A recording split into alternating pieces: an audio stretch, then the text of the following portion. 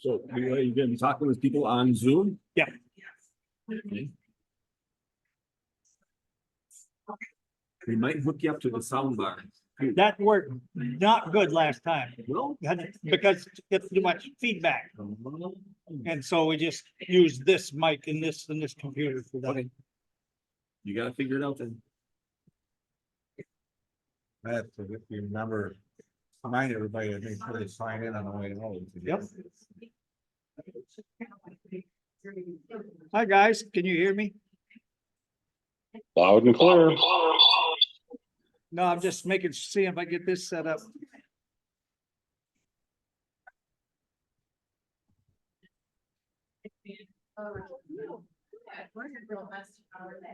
Sue, can you hear me? I can hear you, Sue I can't- Clapp. I can't hear you, but can you hear me? I can hear you very well, yes. But Okay, It folks, we're wants a just about ready to password. get it rolling here. I don't know what to put for a password. I don't know if you're muted or what, Sue.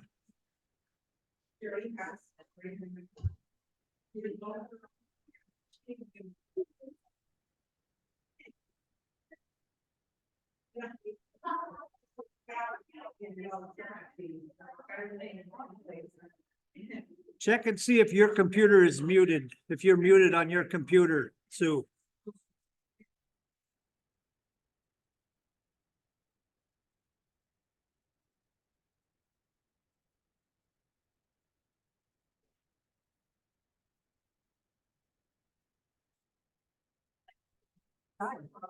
Yeah. Carolyn is not calling either. Yeah.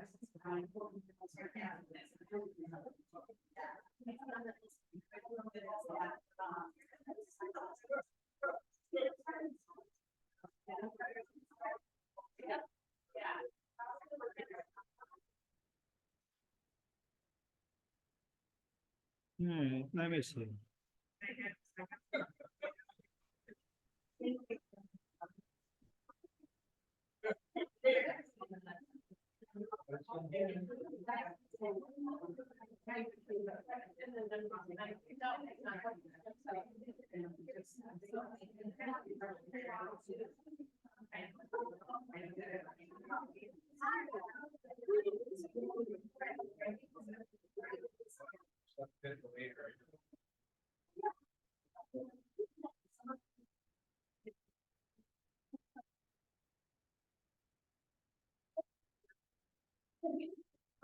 Oh, like that.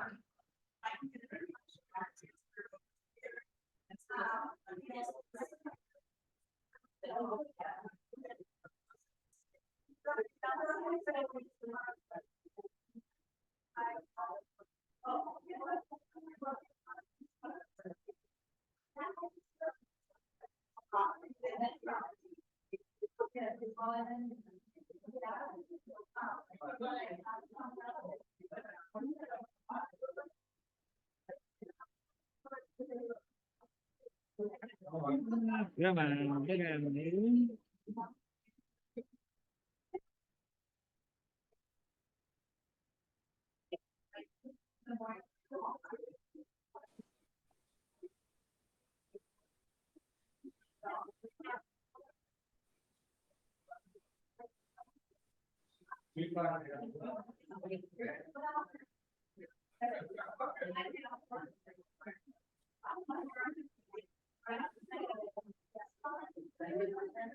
Diana. I put it in there and it detected it, but now what the hell do we do? Oh, down there maybe, okay.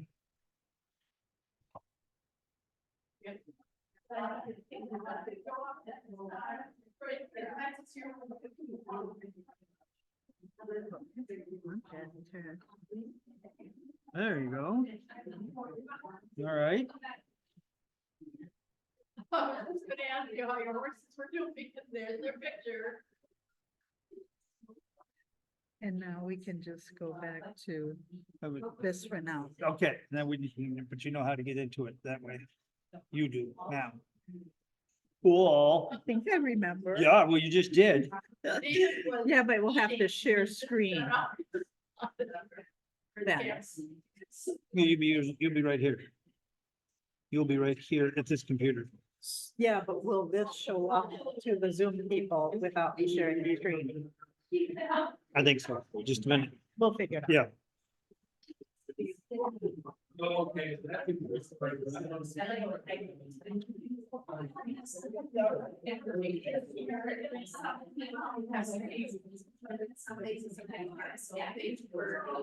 Okay.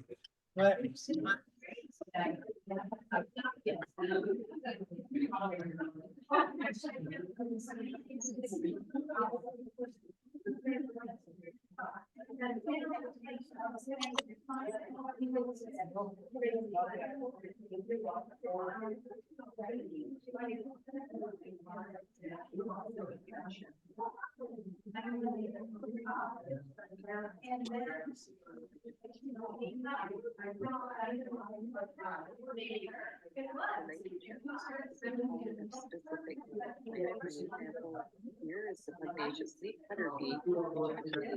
All specialists in the sunflower, I don't see along me with on here. mopses. Are you putting me under volunteer opportunity? Oh, no, there I am. There Number you four. are. Number four. Okay. And this is, if you want to learn more. No way, no way. Yeah, you can check out the work of Jared Fowler and Sam Gilligan, lots of information about pollen specialists. Sheila and I. We're the birders' Yeah, guide. I don't know what the hell that is. Pollinators, we include for each species, the pollen specialist bees that each of the planters took here. There, got rid of it, didn't we? For their pollen. But so, you know, the pugnacious leaf cutter either general tight relationships with pollen specialists as well. They're more like the monarch of milkweed, where there's just that one, larval host plant. Well, for this type of big sweat bee, it's narrow, specialized pollen requirements of the Narda, or this other native sweat bee. It's a diet specialist on the pollen of primrose. So those are the native required, and the next generation will depend on. So here's a list from Sandro and this is a screenshot that shows where we talk about based on our research, which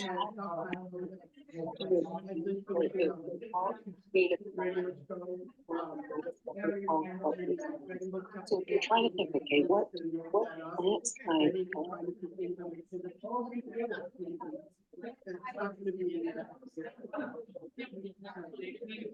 Okay, I think I'll make a quick stop.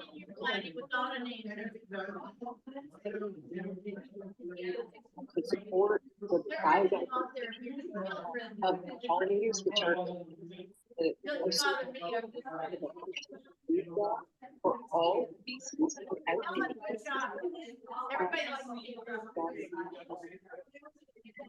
they could support the highest number are the goldenrod, the sunflower, the native plants are giving powerful the flowers.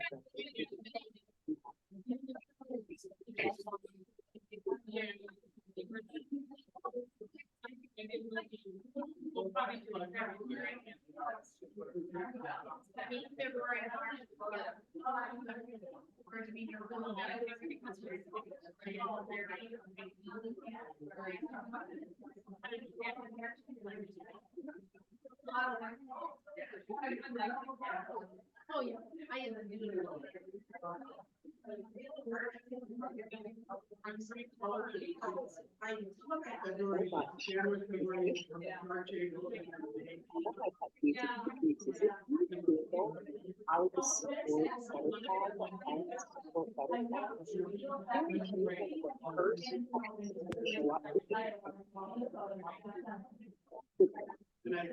This kind of out there. This is a great butterfly. The butterfly will basically for any other class here, it's just it's done. It's zero. It's over zero species of butterfly. And are you, where are you?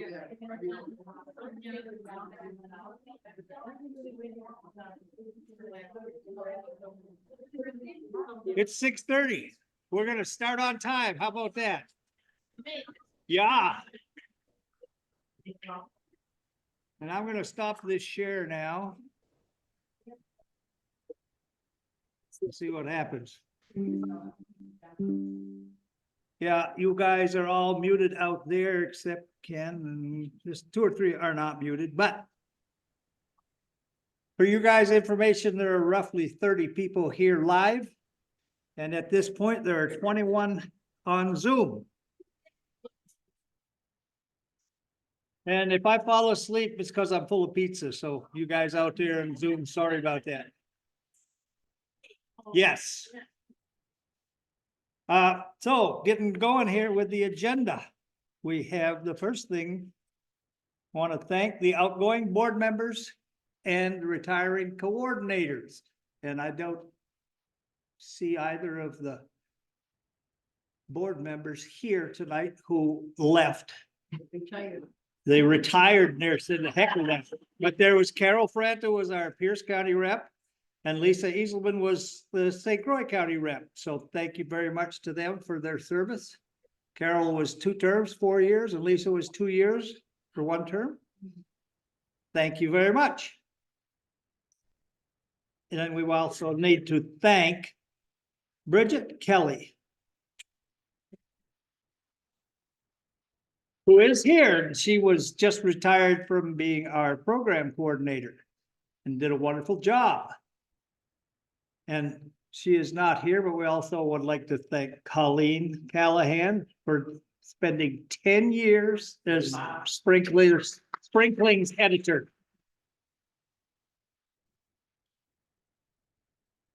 And for your information, Connie Johnson is the new Pierce County rep. And Gladdy, sorry, they're right here, is the new St. Croix County rep.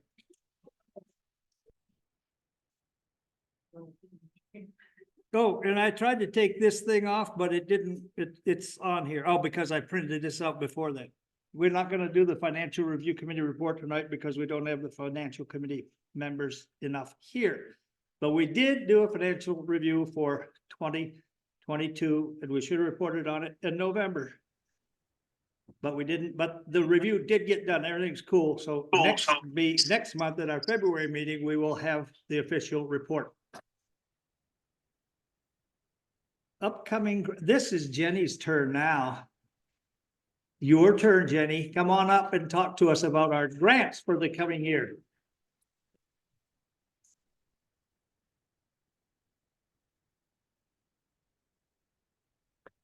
Okay, we are starting a new grant cycle for 2024.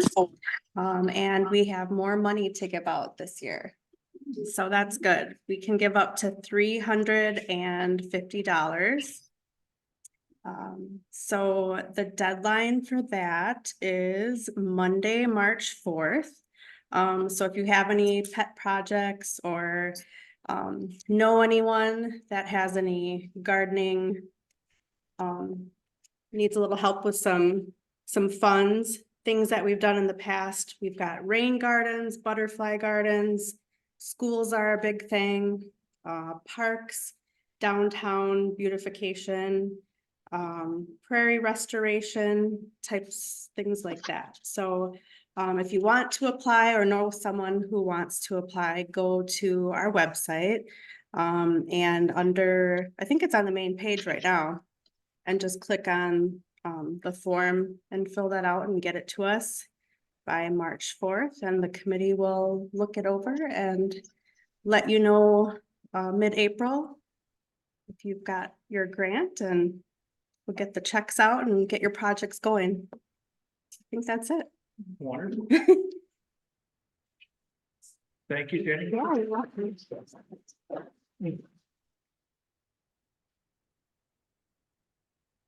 And now you get to look at another pretty face. Nola Weber's gonna talk about our volunteer opportunities and the system she set up. I probably Yeah. see the top of my head. Yeah, see, I'm good. Perfect. Yeah. I'm Nola Weber. I'm the volunteer coordinator, and probably most of you got an email from me earlier this week. So I hope you had a chance to look through it. And if you have an opportunity to print it out, it'd be a good reference for later. I think a lot of people have a hard time finding the website where we keep all this stuff. And so, you know, if you can't print it out, let me know and I'll get you a printout or something. But I try and do screen prints so that it helps you to find the places to go. And I've been working with Mary Martin. Hey, Mary. On the website. So I just want to talk about how I've divided this up. I tried to make this a little bit more sense for me. So hopefully you'll find it works for you too, is that we divided it into 4 regions. So cleverly called North, South, East, and West. Yeah, I know it. I worked at 3M 31 years, and that's what I came up with, right? I hope that makes sense to people. I arbitrarily kind of figured out where those lines would be that made sense to me. And then the reason that I sent out those emails to you is that I took all of your addresses and divided you into the North, South, East, and West regions. So if you lived in Hudson, you got an East email with just that at the bottom, that PDF. You can't edit that. The links won't work in it. So it's just for you to print out and look at. And what I found in the years in the past is that a lot of the people that are the contacts are real frustrated because they need more help. We don't necessarily need more programs. We need more help on the existing programs. So don't call me. Not that I would want to hear from you, but I mean, what you need to do is the name and the emails and the phone numbers are on those volunteer opportunities. So get a hold of those people. But what you got in that email from me this week was 2023 projects. So I don't update them until about April because a lot of times people don't know if they're active or not for that year. I think we're pretty tight, so there may be a few changes or maybe the contact might change or the phone number or something, but you know, I will do that in April timeframe. Usually that's the best time to update it. So right now you're looking at 2023. So if you want to think about what you maybe want to do this year, you know, that's what we get going. One thing I did want to talk about is that on that spreadsheet, the very beginning, the description is going to say like ORS list name. So don't everybody get crazy right now, but I know that was a big deal that people didn't get their hours because they didn't put the right name in ORS. So we're working to change that so that the name in the database will be the name that you put into ORS in order to get credit for your hours. So, but don't use what we have right now because we haven't updated until April timeframe. So maybe just write down on a piece of paper, if people use paper anymore, or write it down somewhere, or keep it until maybe summer. We're going to do the ORS until December anyways. Yeah, but so Paul is, Paul. Yeah, I used to go, Oh, V. he is supposed to be working with me. I haven't talked to him yet, but he's gonna be working on those descriptions. So hopefully this year we won't have a problem with people getting credit for their hours. So it does say ORS list name. We may change the title, but it's gonna say ORS something on there.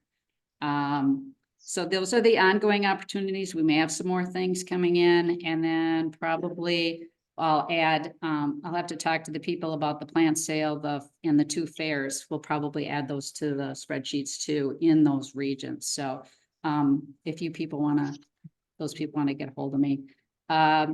So the website, Mary's working on that. We changed some things around. So I've told you how to get there for St. Croix Valley Master Gardeners members. You click on that and then it says volunteer opportunities. So I hope the screen prints that I sent you were helpful of how to get there. And then the clever password is still Daisy. Right? That yellow flower. Again, those are, and then if you need to get a hold of me, I've got that special Gmail, which is St. Croix, SCVMG volunteers@gmail.com. So that's how you can get a hold of me. And last thing is that New Richmond Library is looking for a master gardener to teach a class on terrariums. Does anybody do terrariums anymore? Okay. They're coming back. Is it a new thing? Okay. So if anybody's interested in that, let me know. They're kind of planning some things upcoming and so they wanted to know if anybody was interested in that in New Richmond. Anybody have any quick questions? I promise to stay at 10 minutes. Can you explain again, you broke the team up into the 4 geographies? Yes. So I would only be able to see the projects. Yes, thank you for asking that. So what I sent you, so if you were in Hudson, you got the East email. So that would be Hudson and Troy. Oh, West, sorry. I'm sorry. West, my direction. So you would have gotten the West and that would have been Hudson and Troy. But I sent that to you because you live in that area. You can go, if you want to go to Woodville, go for it, you know. So it was just kind of the logic was, if you lived in that area, you probably are going to work on something in your area. Now, if you want to go to Somerset, that's north. So that, and I listed that on your email. It says what cities, and it's alphabetical, what cities are in each one of the regions. And then on the website is the spreadsheet, does that include all geos? Yes, on the website, it'll say north, south, east, and west region. So you can click on all of them. They're all PDFs. You can print all of them. And you can do a volunteer opportunity in any one of those regions. I just was trying to narrow it down and help people maybe pick something. Everybody needs help. So they're always saying to me, I need more help. So Peg, did you have a question? No, that's. Okay, yeah. So I just sent one to everybody. I don't know if this is the right time, but so we volunteer at the seed farm, those hours, can they be applied? Is it on one of our current volunteer I opportunities? don't think so. Well, I guess you'd have to We submit. have to work on getting it submitted as one of the, Yeah, As a valid, yeah. because you'd have to look it up right in the ORS to see if that was a valid location, right? Yeah, if there was a location there, but I think you can Add it. get that location added without any big problem. Right, yeah. I don't do the adding. I but- added St. Croix Valley Master Gardeners and I don't remember how I did that. It was a long time ago, but it can be done because I did it. Yeah, and if you can do I it, can do it. Anybody can do Anybody it. can do it, yeah. So this Paul, I didn't know him. Well, He is going to be adding things and would you go? he is going to be going through my spreadsheets and looking at my naming convention for all of the volunteer opportunities. So if it says Hudson Hospital, for example, in there, and maybe it should say City of Hudson Hospital. He is going to go and change those names so that they match whatever's in ORS. So then when people go to put their hours in, they know to go City of Hudson, not Hudson But he Hospital. can add other things that aren't in there now. I don't know if he's going to do that or not. My understanding was that he was going to contact me and work through what we currently have in the database, not with ads. I can ask him. He can But- probably add some more. Somebody told me tonight that he'd be the one to add. So- Yeah, I think so. I think that's kind of his thing right now that he's Sure. working on. If ours is working, which it's not, No, but, that's a whole nother issue.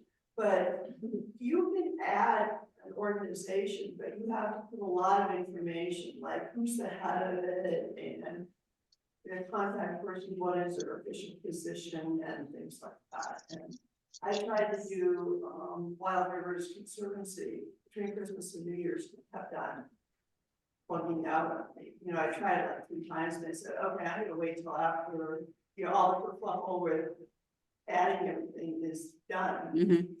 and then it's been down. Yeah, yeah. But so you can do it, like I did the school district of River Falls for the school forest a year or so ago. And well, I can't say normally, I only did it once, but that one time, they told me it was approved in like 2 days. So if, this is a good point too, is that if you were gonna add something, we should add it to our databases too, so that if you wanted other people, so that otherwise people aren't gonna know what they don't know. Yeah. So let me know that Yeah, we're I adding it understand. to the database, and then and it'll be something else, and then everybody can see it. So, Nola, any other Nola. questions? Nola, Comments up? Okay. No, Thank you got you. another two. I guess I'm muted. And I don't know if it's will work for anyone else, but I did put in St. Croix Valley Master Gardeners as one of the things, and I put all of my hours in under that, whatever, all the various different things that I did, and they never kicked any of them out, so you can always try that. What? President Leroy Clark. And they never contacted me.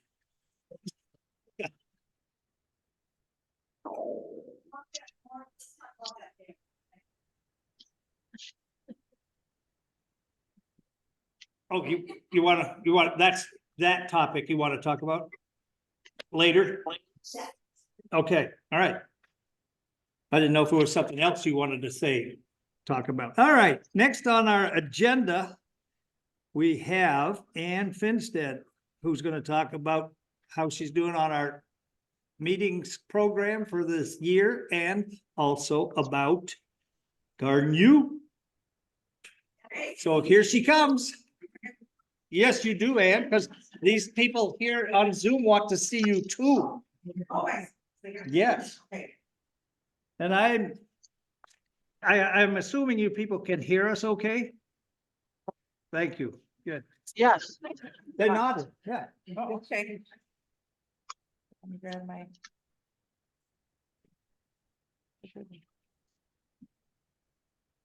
Okay, I just look at, oh, there I am. Yeah, I'm right down here.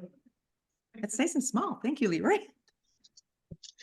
Okay, the schedule, I have tentatively it out. I have to change some wording. So it works for continuing education. I believe that's why I have to change that wording in part. Titles to match, so that they are ready to put on the ORS. And that, so to ensure that you'll get credit. Yes, I'm working on that. So for the Zoom. Right. Did you hear me on They that? didn't Did hear you her. hear? Okay, that I'm changing some of the titles so they match for the QORS. Online recording system. Okay. And so I have that schedule pretty much tentatively in place. I've done some different speakers. I'm very excited about it. I've made lots of contacts, lots of new people I've met. And then the Garden U also, we met on Monday for the Garden U. And we do have Melinda Myers to speak. She's going to do 2 sessions. We're working on Sam Thayer, Melinda Myers. She's wrote, oh man, 29 books. There'll be a book signing. There's a lot of interesting things. And has a large knowledge base. She wants to advertise it on all of her websites, all of her stuff. She'll be advertising. Ready Randy's is secured. We've secured Ready Randy's. And it looks good. In Richmond, yep. Oh, May 4th. Yes, May 4th. We went with May 4th. And I just spoke with Ready Randy's today again and made sure everything is locked in, and I just got to get the checks to them. And I talked to Melinda Myers manager, and they're very excited to come. So that's kind of an exciting thing too, when you talk back and forth and they get right back to you, and she's going to tailor it to us. Okay. To what we want for topics. The topics we were thinking about was taking a large garden and going into a smaller one, doing containers, using native plants, putting it into landscape. And then the third speaker, because she'll do 2 sessions. The third speaker is, we're looking at Sam Thayer. and he is a forager. And it's right around mushroom season. So it's kind of fun. He does maple syruping, he does bees, he does plants, native, and he has a large knowledge base of a lot of different things. So we can do some interesting things with foraging, which I thought was kind of an interesting topic. And then we're working on some vendors. So if you guys have ideas, send them to me in the email that you know is good. And also we're looking at, I want to say, they're the gifts you give out. What do you guys call this? Door prizes. We're looking at donations for door prizes. Okay. Volunteers for the day too. Oh, yeah, definitely. We do want volunteers for that day. So we'll create a sign up for that. Okay. So we'll have 2 book signing tables if I can get Sam. I've gone back and forth on email. I called him today. So I'm just verifying some things with him. Anything else, Leroy, that you want me to mention? I think you've got it done. Yes. Oh, didn't we talk about the fact that we should have a table where we put all of our extra gardening catalogs and Master gardening table? Mhm. share with others? Yes, we would like to do that also. So we'll have, vendor opportunities, we'll have we have space, so that'll be good. And, oh, I'm sorry. Thank you for saying that. Say it again, Peg. I'm so nervous up here. The table full of old garden catalogs and magazines to share with others. Yes, we're gonna have a table for old magazines and Seed books catalogs and stuff. feed catalogs and whatever you have that you want to share with others that we'll have at that table also. So after Mandy's paying for it, what hours will the garden go to and from? We can be there at 8 in the morning. It's 9 to 3. That's what I have it booked for. Yes. Any other questions? I do, and, Correct. and, Yes. Melinda will be doing 2 separate topics. 2 separate topics that we choose. Yes, correct. Yes. I believe it's Thomas Thayer, Thayer. He's a forager. He's got a lot of books out. He does a lot of, and May 4th is right around that timing for foraging mushrooms and Thomas or Sam, which one? I want to, is it Sam? It might be Sam. It might be Sam. I don't have my computer sitting in front of me with my little niece helping me. Yeah, Sam. Yep. Okay. So I haven't made quite the connection, just through emails. Okay, thank you. Great, thank you.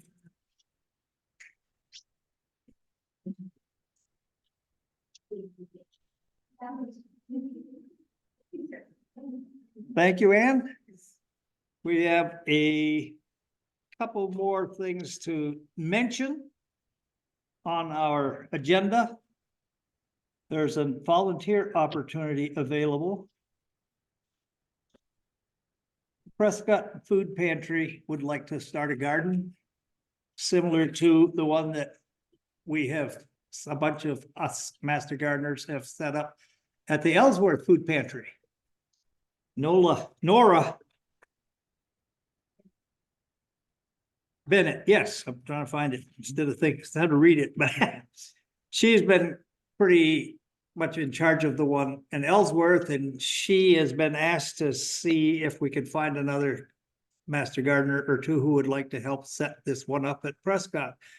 And Nora is in San Diego right now, and she's not Zooming, but she will be back and she'll be available. And also there's a Katie Bartko, who I am just assuming is with the Prescott Food Pantry. But if we have anyone out there who would like to take on that, please contact Nora. We do have a cleanup date for Carpenter Nature Center. It's all set up and organized by Donna May. And that is going to be June 12th, and she has flyers here, and you'll put flyers available online and stuff. June 12th, 9 to noon. There we go. And you want to say something about that up here, Donna? Sure. Okay, come on up.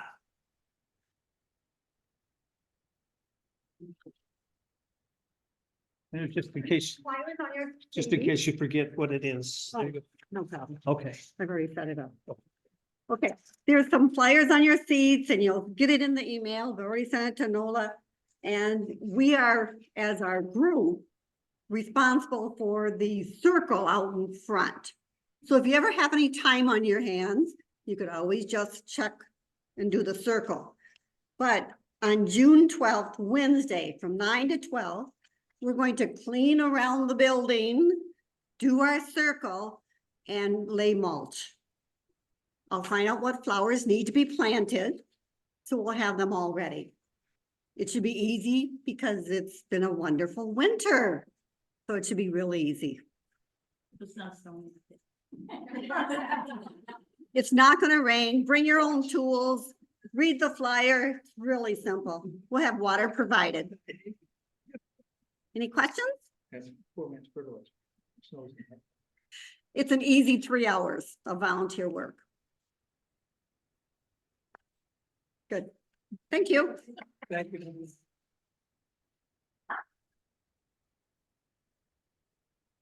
Next on my agenda here, I have any other business that anyone would like to bring up at all? Yes. I just want to invite those that aren't a part of it. We do a vegetable gardening group specifically to talk about vegetable gardening.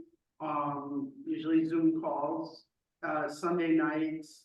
It's, I think, the third Sunday of the month, but I could just be making that up. It's the third. And Nora Bennett is the coordinator for that, and I set up the meetings, the Zoom meetings and things. So if you're interested, this is Carolyn Littlefield talking. If you're interested, you can send an email to myself or to Nora Bennett, and we'll get you on the list. Yep. And in case you folks could not hear that out there in Zoom land, there is a vegetable group, a subgroup of our organization, and Nora Bennett is kind of coordinator for that, and they do Zoom meetings third Sunday of the month. And if you're interested, email Nora or Carolyn, and Carolyn sets up the Zoom, so they will get you involved there. Yes. Want everyone to know that our membership list is on our website. So I don't want anyone to say, well, I haven't gotten a member list. I'm now no longer sending out the member list by email. So it's all on the website, but it's under password protection area. So membership list is on our website. Also, a list of all the communities is also there. And I will be getting more information on our website as well. Okay, that was Deb Peterstone, and you will not be receiving an email with the membership list. It is on our webpage now. And the committees are there too. It's in the password protected portion, which is, the password is Daisy. Shh. So just so it stays protected, that's the main thing. Thank you. You're welcome. Now, I guess if no one else wants to add anything, we're gonna turn it over to Diana Alfuth.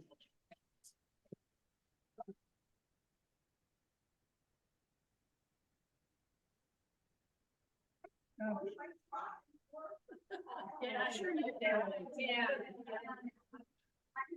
We still are. Okay. We're more like. Let me. What? Emergency pro, yes. Let's find this. We're gonna, is this touch screen? Yeah. Okay.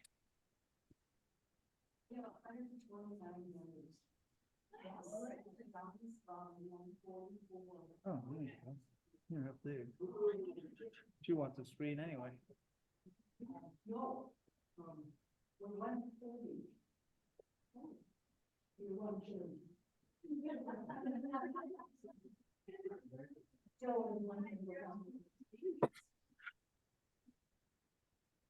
Hey, I think it's working. Woo! Hi, everyone. I'm so excited to see you all and be here. So, and you guys out on Zoom land too, and it's too bad you're not here because I just miss seeing everybody in person. So because I've gotten a lot of questions, I'm not going to spend a lot of time on me here, but yes, I'm retired, and yes, I'm fully retired. I was last in the office in July, but I've been on vacation for several months, but now that is all done too. So I am no longer at all any employee of UW, which means I can badmouth them all I want now. And I will. So, so yeah, it's a weird transition for those of you who have gone through it, understand, but a couple of things is that now, you know, I'm getting like this whole mindset of this change. And it's true though, you're not my flock anymore because I have no role. Huh? You're flockless. I'm flockless, yes. I've been deflocked. But what I'd like to do is just like become a member of the group and be a member and hang around. And I don't know if there's a category for me. We're gonna, okay. I have my checkbook to pay my dues. But what I do want to make sure that everybody understands is that, you know, my passion has always been for the 22 years I was with Extension is horticulture education. And you guys know that. And that's why I never shut up, because I want you to know as much as possible and stuff. And that, so I am not a UW Extension horticulture educator anymore, but I still consider myself a horticulture educator. And that's why I'm here. That's why in 2 weeks or whatever, I'm talking to the Hudson Garden Club on lawn care and stuff. So you guys should come because I'd love to see y'all. And there, I think I have 7 talks scheduled this spring, okay, which is kind of nice because I can do the horticulture education without the baggage of having UW behind me. But anyway, my point is that if you guys ever have questions or horticulture questions or anything like that, at the end on my last of this very short 10-slide PowerPoint is my email address, because my UW one has shut off once vacation ended. And just feel free to contact me when you guys have questions and stuff, because I would love it. And I'm more than happy to help. So anyway, that's the new world that we live in here, right? Is that they are not replacing me. Okay, so here's the way it's always worked. So for all of these years, and what Extension always was a partnership with the county. And so Extension used to pay 60% of my salary and stuff, and the county would pay 40%. It's always been that kind of a partnership. Okay.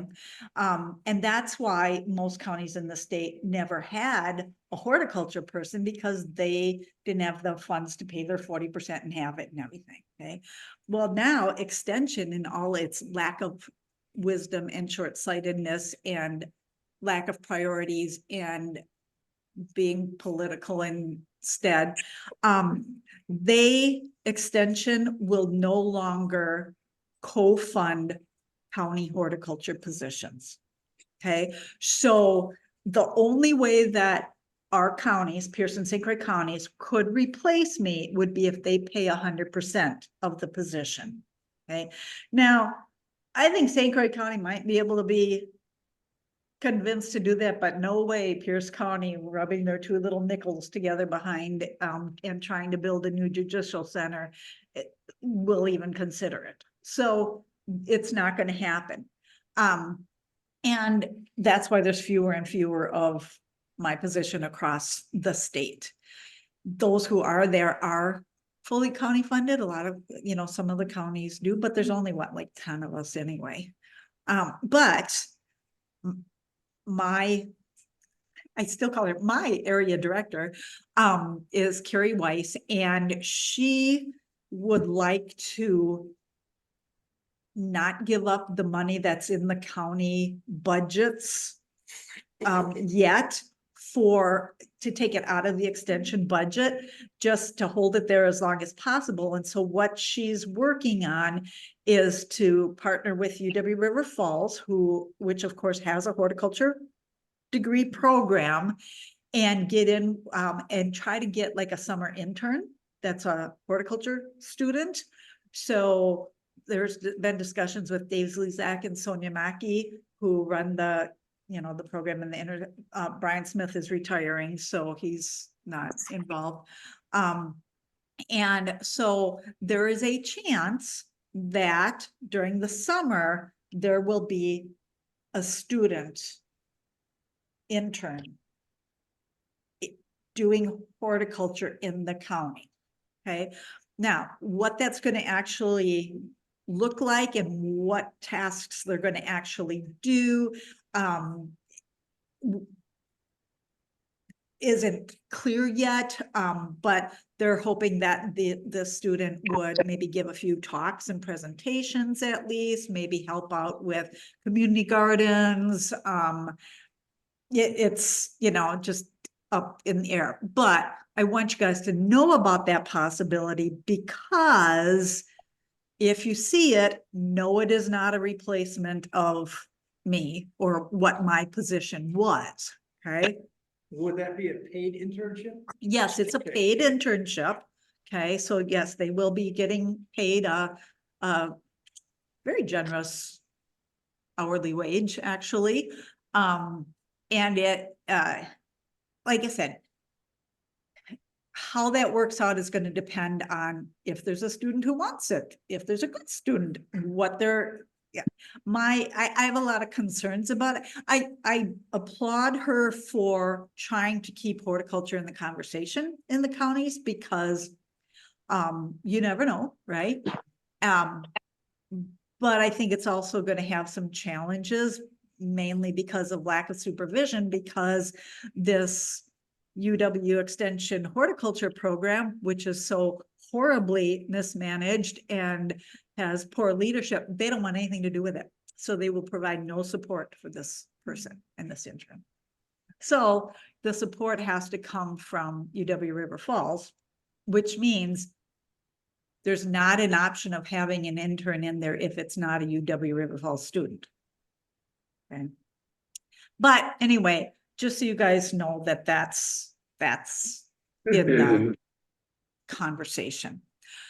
In the meantime, anybody around, if you have a horticulture question, there's nobody to call anymore. There's nobody local. There's nothing. You get nothing. Your only option is to go on the Extension Horticulture website, and there's Ask Your Gardening Question. And you can type that stuff in. You can upload some pictures and stuff. It goes into, it's called HubSpot. It's the program. And that is answered by master gardeners.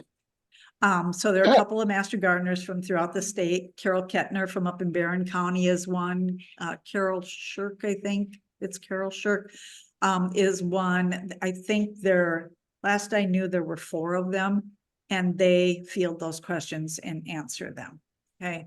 So that's what's available now for Pierce and St. Croix County residents. And there's nothing we can do about it. Okay. So, but just, the reason I think it's important that you guys understand all of that is because you will get questions about it, and you will see things and wonder, well, wait a minute. I thought they weren't replacing Diana. How come there's somebody here now, and that kind of thing. So, so anyway, that's where that is at. And so we're not gonna talk about that side of things right now. We're going to talk about hardiness zones first, because we have to talk about something horticulture related and fun, because it's January meeting, right? And we had Deb's cake, which is like the reason to come. I do not like cake, but this is the one time a year that I eat cake, because that stupid cake is so good. So thank you again, Deb, for, yeah, raising, yeah. So anyway, Supposed to be recording, yes. Wait, it's Casper. It better be recording. It's supposed to be. There's a place on there where you can hit stop recording, so I assume that meant it's recording where does it say stop recording? on one of the lines. Okay. So here's the deal. I don't, I mean, it's foggy out and it's dark and that kind of thing. So you guys don't want me talking till midnight, I know. And so we have two topics tonight, okay? Originally, Leroy asked me to talk about, basically the relationship between you guys and as master gardeners and as an association and UW. And it's like, okay, there's so much flipping confusion about that. So I said, yes, even though, who am I now, right? I'm not even an employee. But we also want to talk about something a little more horticulture-y. So this is short so that we have a little time to talk about that other topic then. Okay, so we're going to talk about the new hardiness zones. Everybody know that new hardiness zone maps came out? Okay, did you get all excited? Okay, okay, good. So hey, so let's talk first about what hardiness means and how it relates to those maps. Okay, so in Wisconsin, of course, we're worried about cold, right? And cold winter and winter injury and winter killing and stuff. But in Texas, they're worried about heat. And that's why when you see a hardiness zone for a plant, it'll say zones 3 to 9. Well, we never care about the 9. We don't even notice the 9, right? We just look at that bottom number. But there are reasons that they don't grow hosta in Texas because they can't handle the heat and they need that cold winter spell in there. So yeah, we could be, you know, I always called it zone envy, you know, that we envy where they can grow nicer things, but they have it for us too. Okay, there are some great things that we can grow that they can't. I've always told my husband that if we ever moved anywhere, I'd want to go one hardiness zone warmer. And now the hardiness zone may have just come to me, right? So when we're talking about hardiness, it's the people who label the plants, the nurseries and stuff, Bailey Nursery and everything, when they're developing a plant, they trial it in different places throughout, you know, the country and even the world to see, well, what point does it die off or what point does it get injury and that kind of thing. And so when they pick that zone that they put on that label, it's based on their research, right? Well, it's based on their research. And so sometimes it's like they might mean something a little different than we mean. So for example, let's take I'm trying to think of a good example. Let's take a rose, okay? Some roses, no, let's take hydrangea. Let's take endless bummer hydrangea, okay? So if there are different kinds of hydrangeas, right? Some bloom on new wood, stuff that grew that season. Some bloom on old wood. Okay, that's like the panicle hydrangeas and stuff. So if it dies back to the ground because the stuff that's above ground freezes off, but the root still survives, is that hardy in that zone? Well, your opinion, you know, whereas if you grew it in a warmer zone, maybe it doesn't die back all the way. Well, then, you know, the plant doesn't die, but the top dies back. So define hardy. Is that really hardy? So there's a little bit of relativity to that term, okay? But there are different kinds of hardiness in any given plant. So we talk about roots and shoots Okay, so in the example I just gave, the shoot is anything above ground, the root is anything below ground, basically, right? If the shoot dies back in winter, then it's not shoot hardy. Okay, if the roots survive, it's root hardy, but not shoot hardy.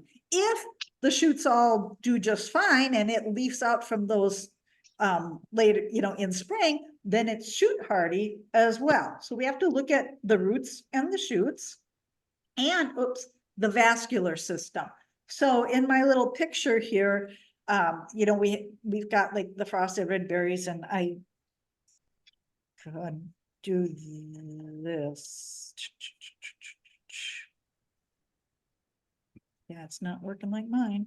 Okay, never mind. The trunks. Okay, so in that bottom right corner, there is a picture of my pagoda dogwood that has developed a nasty little frost crack on it.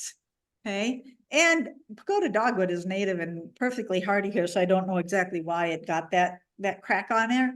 But the vascular system is the xylem and phloem, where stuff goes up and down within the plant, and it can be damaged from too cold of weather as well. So there are some years where we have, okay, we're in the winter that isn't, right?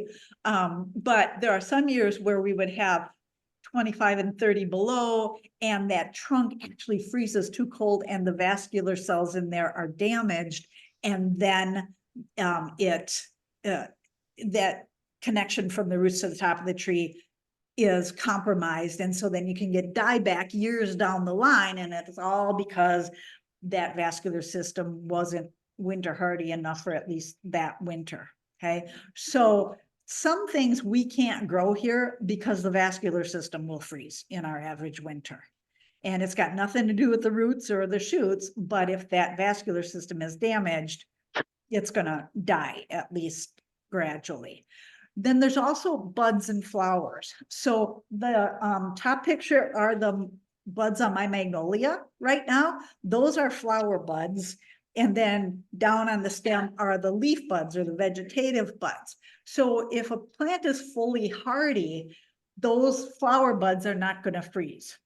Okay. And that's one of the things that is a bit of a problem on our marginal plants, and why we didn't have magnolias up here at all for a while until they developed some of these star magnolias that make it, was because those flower buds form in fall, late summer, fall, and they have to make it all the way through winter. And if it gets too cold and those buds freeze, you're not going to get any flowers. Okay, it's not going to kill the whole tree. It's not going to kill the leaves, but you don't get any flowers. So is that hardy in your mind? When we're growing it for those flowers, no, it's not, right? And then the other thing that happens, the reason that there are some things that we don't have success with here are things like apricots. Anybody have an apricot tree in your yard? Okay, they're beautiful in bloom. They smell really good, but normally you can expect to actually get apricots like 1 in 5 years, mainly because they bloom early in spring, because they're blooming more from day length than temperature, and the blossoms usually get killed by a spring freeze. And so then you don't get any fruits. Okay. So for that reason, apricots are often listed as zone 6 or something like that. Well, you can still grow the tree survives. You can still, have the shade and the form and all of that kind of a thing. You're just not going to get the little apricots if you like apricots. Okay. The other thing is that we have a lot of things that even though they don't get killed by winter, they get stressed by winter and then other problems. So does anybody recognize that picture in the bottom right corner? Ever seen it before? Okay, it's sap oozing out of holes or cankers on the bark. It's all gummy and stuff, so it's often called gummy. But what this is a peach tree. How many of you are growing a peach tree at home? You have one? It's my 4th attempt, yes. Okay. Okay. Anybody else tried growing a peach tree and it died? Okay, okay. So yours So- live some years enough, so they're almost ready to blossom, and then you get a cold winter and they die. So Contender is like the main variety that's been marketed as hardy to zone 4. And technically, the tree is hardy to zone 4. The winter doesn't kill it, but it stresses it so much that they almost all get this Nectaria bacterial cankers. And those cankers get in there and they block the vascular, they destroy the vascular system, and then the tree dies. Okay. And so throughout my life as an extension, people are like, oh, and I ordered 10 peach trees. I'm so excited. I was like, God. Okay.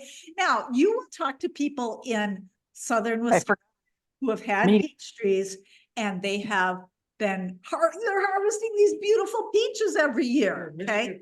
Heck of a peach crop. Yeah, well, yeah, they're different. So, but even Brian Huddleston, our disease guy, calls peach trees annuals. Because now when I grew my peach trees, I planted them the next year. I actually, they were apparently mature enough that I got some blossoms. I got 11 peaches, and they were the flipping best peaches I ever had. Fresh off the tree. They were so good. And then I got this. And now, do you know what I have there?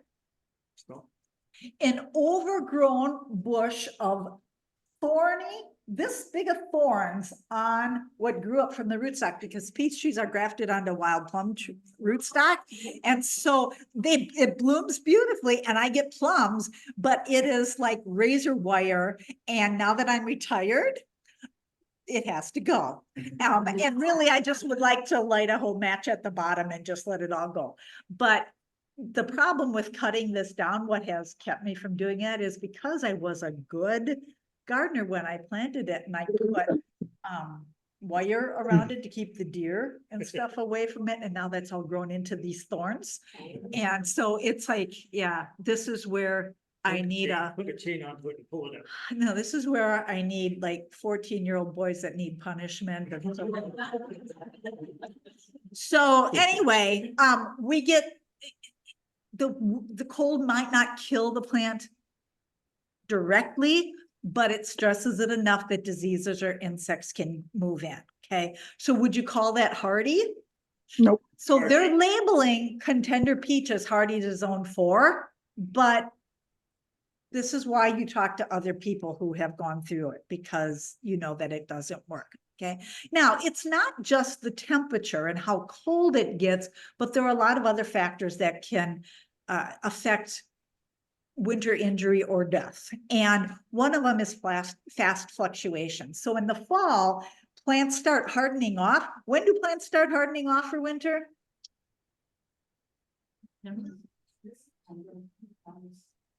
July 4th. Okay. And I'm not kidding.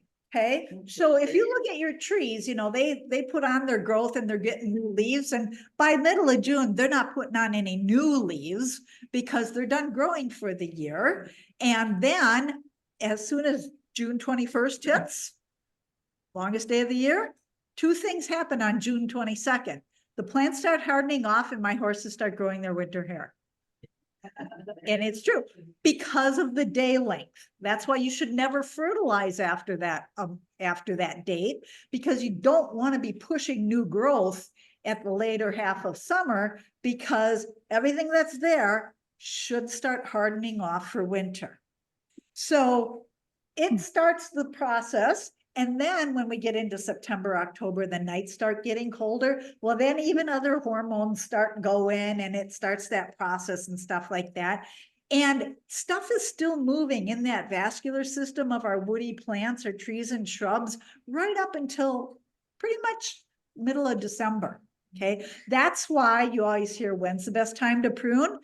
In February and March, when everything is fully dormant. Because in November, even though all the leaves are off, it's still not fully dormant. Stuff is still moving down in that vascular system. Okay. Now, if we get, and this has happened, October 1st, 20 below, that plant is not hardened off yet. It's not ready for 20 below.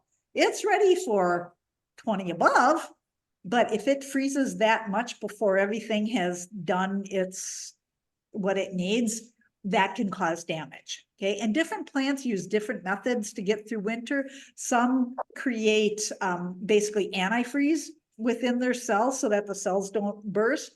Some concentrate sugars so that they can handle lower temperatures, because you put a can of diet pop and a can of sugar, you pop in the freezer, which one blows up first, right? And that's exactly what winter injury is. The cells burst because the water in the cells expands and breaks the cell walls. So there's different methods that plants use, but if we have fast fluctuations, or we got a problem here this winter. Things that were frozen last week, right? Next week, they're saying 50. Things could start thinking, hey, I've had enough cold time. The days are getting longer. Cells might start becoming active. And if they start breaking their dormancy and then boom, the polar vortex comes in, hits us again, and it shoots things back down into really cold, we could have damage again. Okay. So yeah. Are we seeing that on our leaves right now? They're different color. They look moist. Yeah. I don't think we're in a problem with maples yet. Okay, they're not, I mean, even though it looks like the buds are changing color and stuff, they actually very often do that by this time of year. We just don't notice it because we're not thinking about it. The flowers. Oh, yeah. Yeah. I don't know.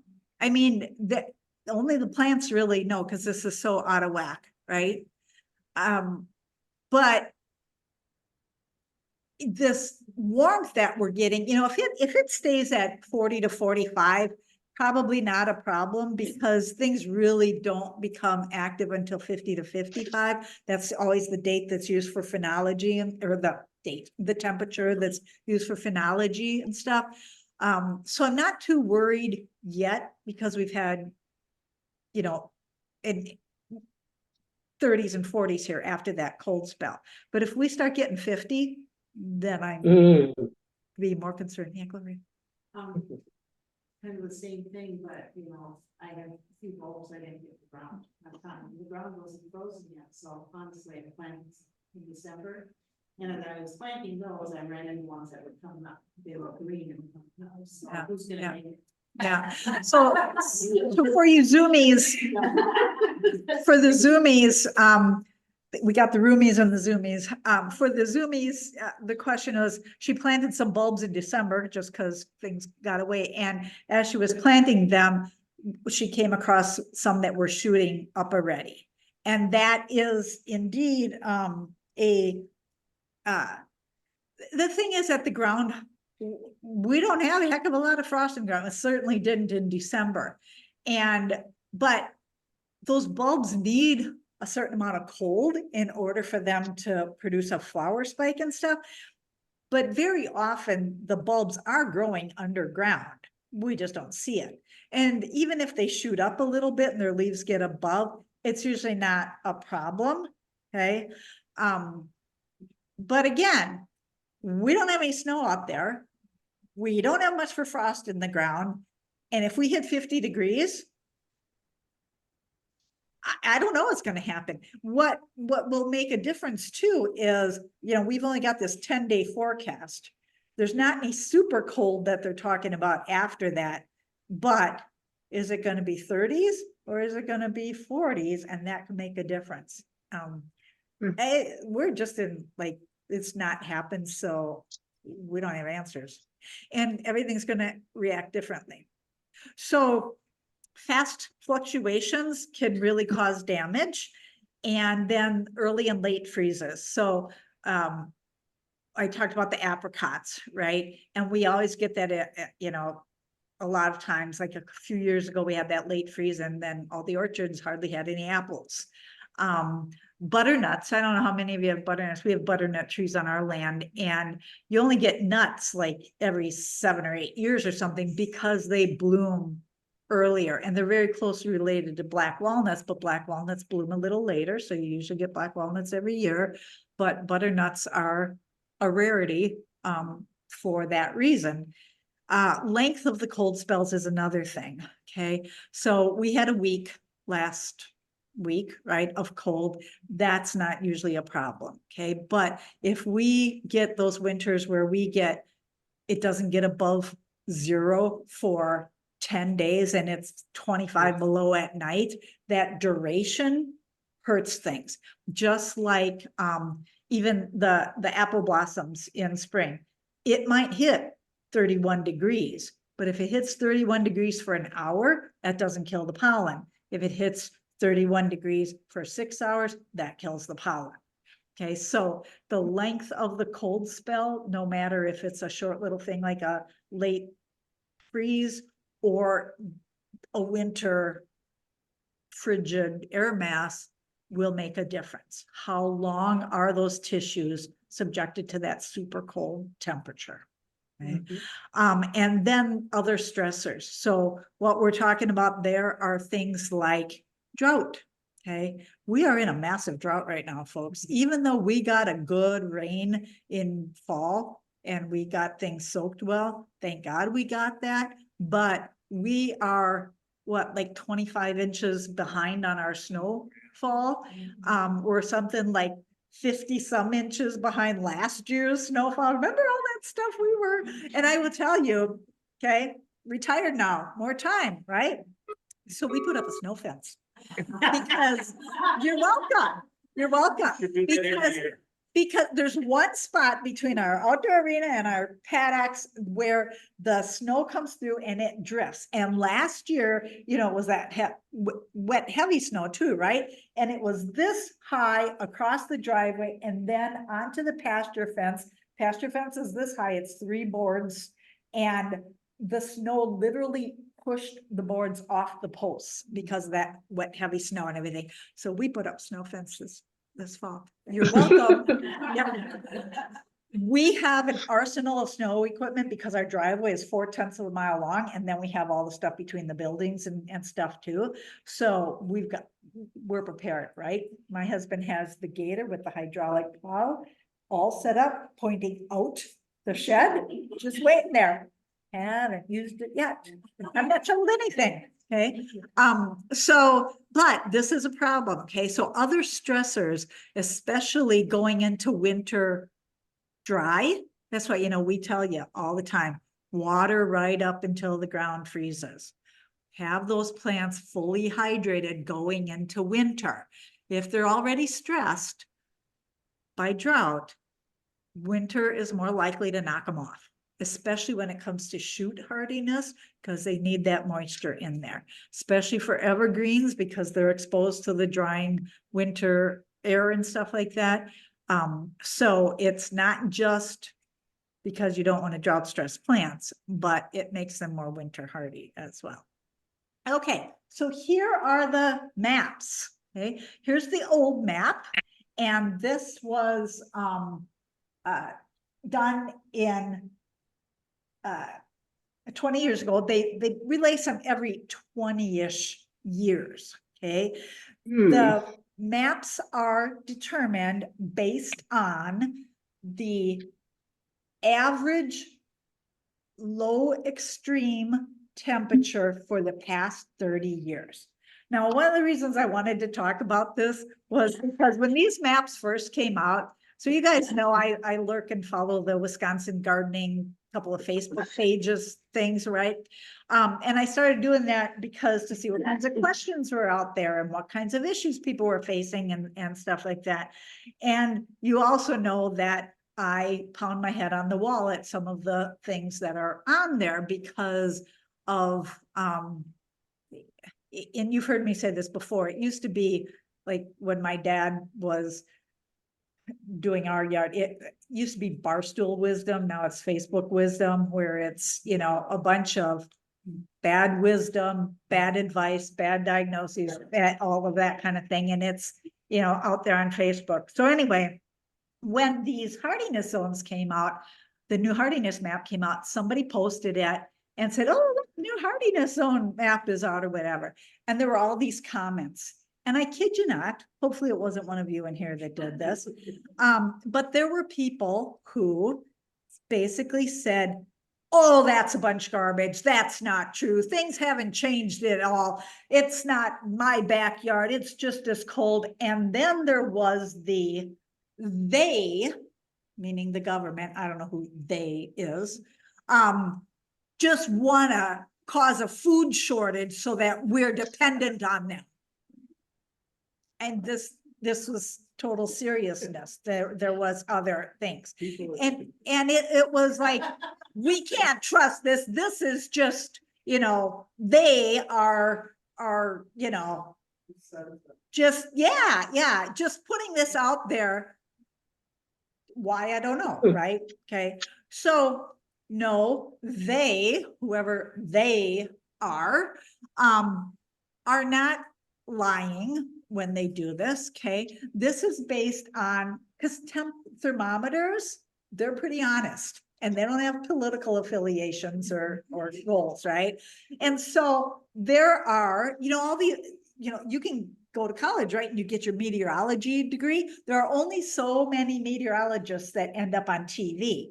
A whole bunch of other ones work for different companies, the National Weather Service, you know, blah, blah, blah, blah, blah. And they are reading thermometers. And this is where this comes up, okay?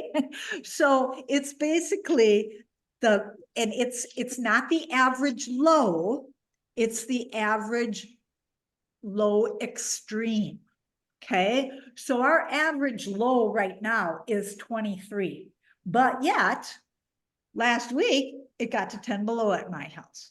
So the low extreme for this year at my house is 10 below, okay? So that's what these are based on. It's the average lowest temperature you can expect. Now, that doesn't mean it won't get lower, right? It just means you can expect it's not going to get any lower than this because this is based on 30 years, the last 30 years. Okay. So here we are. Let's see, we're right about there right now, right? Okay. So this was the last map and we were in zone B, 4B, right? Okay. And now we're in zone 4B. Okay. Now, if you were in the northeast part of St. Croix County, you were in 3A, no, 3B. 4A, thank you, 4A, okay? And now you're in 4B. So these are 5-degree, in between A and B, it's 5-degree difference. Between 3 and 4, it's a 10-degree difference, okay? So what that means is if you're in northeast St. Croix County, you can expect your coldest winter temperature to be 5 degrees warmer than it used to be. What does this mean we're all going to change as far as our gardening stuff goes? Right? Nothing. It's like, no, the one hardiness zone warmer did not come to me. So I still have to move because I live right here and absolutely nothing has changed. It's a 30-year average. Average, low, extreme. -20 and -10, and your average is -15. So it'll still, I mean. Right. Average. Right. That the lowest temperature that you got. So they took 30 years of the lowest temperature, added them together, divided by 30. And that's what this goes. Okay. So what it does mean though, is, you know, you're right. You're not going to be, so this is what I take it as. I want a cactus garden in my backyard. I'm not so big about the palm trees, but this cactus garden really speaks to me. And, so we're not gonna change things like that. However, what it does mean is that we can think, maybe I can push that envelope a little bit more, okay? So if you're willing to take a chance on.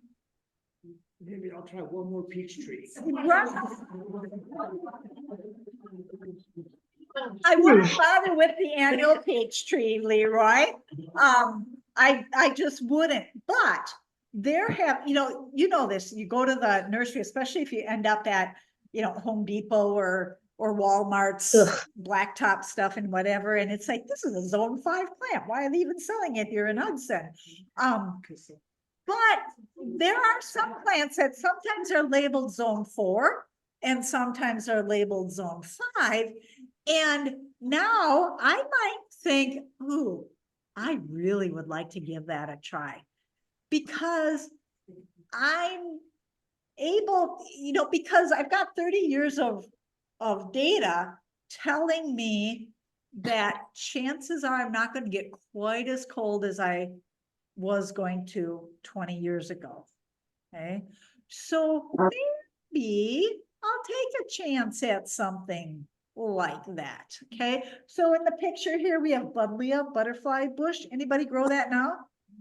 Okay, have you had it get through winter just fine? I've had it go 3 years.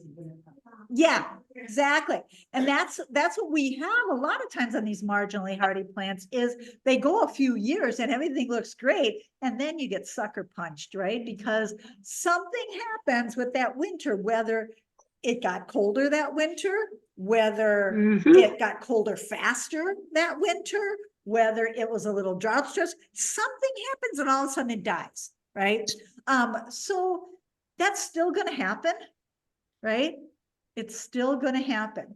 But maybe like knockout roses, have anybody in here grow knockout roses? They grow them in southern Wisconsin. They're a big thing down in Madison and stuff, but they are zone 5. So maybe if you're really, really lusting after one of them, I'd be a little more apt to try it and spend some money on it. And then, but I would still consider all those other things I talked about. I might do, I might expect that there's going to be some dieback and I'm going to have to prune some dead stuff away in spring. Whereas in Milwaukee, they don't have to do that, right? I might also think, okay, maybe I'm going to do some winter mulch on that, right? Yeah, I'm not going to, I can't be bothered, but maybe you guys would. I might, but make absolutely sure that I planted in a spot that maybe isn't going to get the winter winds too bad. That is maybe a little more sheltered, stuff like that, right? So if you try to push something, think about all these other factors that can affect it, and just, don't replace your whole landscape at once, okay? And don't choose something that's borderline as your main thing. So in this picture, here's this Japanese maple, right? Depends on which train station is Yeah, that. they don't make it here. Oh, There are people that grow them in containers. then we and should, grow them in. There are people that, try them, have some like real super sheltered courtyard kind of a place and stuff. that is But true. they're just not reliable here. And they're not going to automatically look at the map and say, oh, I can grow there now and be reliable. So if you want to try one, just don't put it like in your front focal point kind of a thing. And look at things that are like take 3 zone hours. 5 or on the borderline. How many of you are growing something zone 5 right now, other than like the buddleia? Anything else? LDW, wherever that is. Yeah. So if you see something growing, I remember when I first started with extension, I used to be up in Polk County too. And there was in downtown Balsam Lake, which is, really small, but there was this realty and it had the sidewalk, there was like an overhang and then you went into the building. They had a holly growing in there. A holly with the actual holly leaves. That's like zone 8 or something. And that stinker was growing there. And I would always walk by and go, doing? Because you should be here. But because it was like under this overhang, the sun came in, it was probably a zone 6 or 7 environment in there. And it was just the most unique, weird thing. So if you see something that's zone 5, that's actually making it through winter and growing, and that's a good thing to try. Okay. Look at things that are labeled zone 4 in one spot and zone 5 in another, because, you know, whoever made up that zone 4 label did it for a reason. You know, we're going to give them a little bit of credit that they actually did research. Personally, I would try, you know, some of the hydrangeas. So like Endless Bummer, we know has been a bummer. Okay. But they have come, they know it's a bummer. And there are others like in that series, and there are others that are being bred that are, you know, the mop heads, and the big leaf, you know, the different hydrangeas that they're trying to get them hardy here. And you might try a few of those. They might die back to the ground like Endless Bummer. Okay. But Endless Bummer doesn't die off altogether, right? You still get leaves. So it's hardy. But I would go ahead and try some of those things. And I am thinking my landscape is now in need of some revamping. That's my goal this year. And I'm going to tuck in a few of these little marginal things just to see what happens. Now, if you live in town, you're going to have better luck than those of us out in the sticks, because it's always a few degrees colder, you know. So that's another thing, that even though you might still be in zone 4B, if you live in town, you might be closer to 5 in your microclimate. It's another reason why, how many of you have a minimum maximum outdoor thermometer at your house? Oh, people, get one. They're like 12 bucks at Fleet Farm, okay? And you put your thing outside, and then you have your little digital readout in the house, and it reads your indoor temperature and your outdoor temperature. And then it has a thing on there that you can see what the high for the day was and what the low for the day was. You need to do that, because that's going to tell you what your yard is. You can't depend on Darren Meyer from Channel 13 or, you know, whoever from the Twin Cities, because what's in your yard is your microclimate. It depends on a whole lot of different things. So before you go shopping, and you can, oh, they're probably closer, so say you could stop and get one on the way home. But you should get one and get it out there for the rest of this winter even, and see how cold it's actually getting in your yard. And then you can make those decisions about whether you're going to push a zone 5 plant in your yard or not. Okay. You might find out you're in zone 3 and there's no chance. Okay. But that's what you need to know. So as master gardeners, you need to do that. Okay. And then be sure to give like any extra protection that they might need. And remember that these maps are a guide, one piece of the puzzle to take in to account with everything else, like soil needs and moisture needs and light needs and all those other things when you're choosing your landscape plants. And because most of our vegetables, our food that we grow, are annuals, they don't rely on the hardiness zone maps. So no, they are not trying to cause a food shortage by relying on our hardiness zone maps. Okay? So those hardiness maps aren't rules? No, they are a guide. Oh, okay. They are a guide. Okay, so it's not a rule. Okay, so we're going to talk a little bit. Is this still recording? I think so. Can we not record it? No. Well, people I in don't Zoom care.